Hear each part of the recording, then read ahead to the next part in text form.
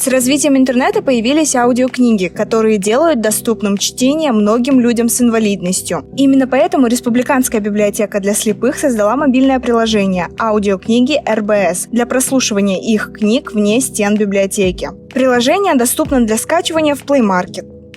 Достаточно большая часть наших читателей, поскольку Республиканская библиотека – это все-таки люди с различных районов, в том числе и с отдаленных. Поэтому, чтобы им послушать книжки, которые у нас есть в базе, им нужно приехать к нам в библиотеку, записать их на флеш-накопитель, вернуться к себе назад и там прослушать на специальном тифло-флешплеере, который также выдается нашей библиотекой и другими организациями, которые обслуживают людей с ограниченными возможностями здоровья.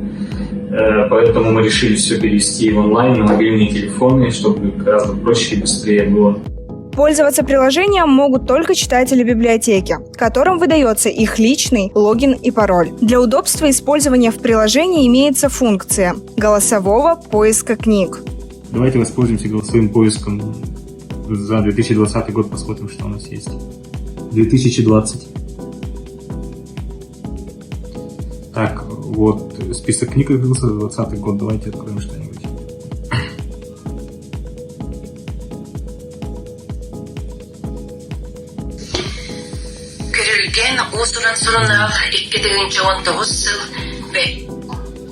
Приложение постоянно обновляется и в ближайшем будущем появится на платформе iOS.